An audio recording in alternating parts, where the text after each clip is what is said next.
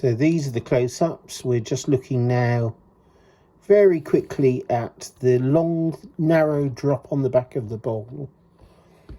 And you'll notice it has that little pip. They all have that little pip at the end. That's a very Scottish feature. Now we're going down to the marks and briefly look at those. We've got AF for Alexander Forbes. And then we've got the top, not the whole punch has struck. It's been struck slightly at an angle with the letters A, B, D, which of course are for Aberdeen. That's quite an early way of marking Aberdeen silver with those three initials. And then he uses this flower mark in conjunction. And later on, the Aberdeen is actually quite rare with Forbes. You get a unicorn head or you get a leopard's head, a series of device marks.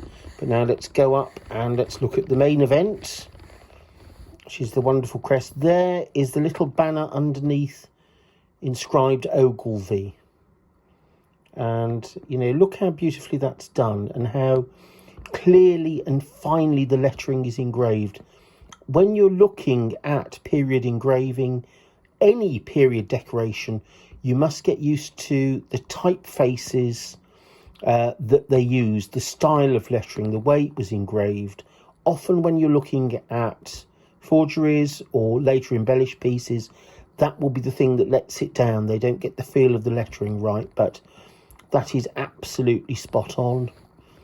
And there's the sort of crossed banner ends, because the mottos are supposedly written on ribbons. So we'll follow that round. There's the B for Barras. Again, it's often a feature of earlier Scottish silver of the 18th century that you tend to get script initials much earlier than you see them on English engraving.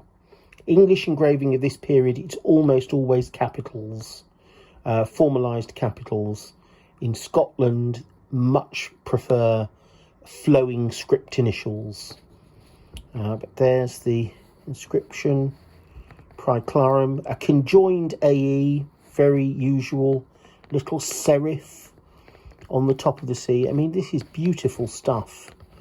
If you don't find this stuff beautiful, there's, you know, you've got some sort of mental failing. Et regno.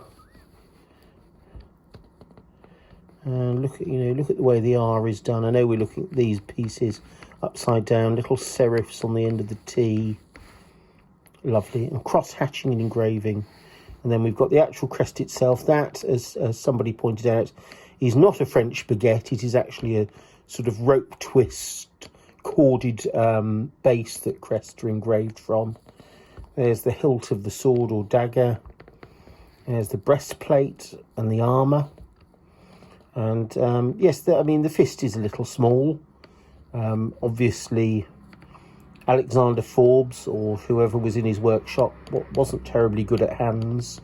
You'll also see in a moment they probably weren't terribly good at faces. Not again, as somebody had pointed out to me, a picture of David Cameron, but it is, you know, feathers issuing from the helmet. It is a fantastic thing. It is simply fantastic engraving. You won't see better. You honestly won't see a better crest than that. So very pleased to show you that. And, you know, if you go out and you find something as nice as that, you've had a very good day.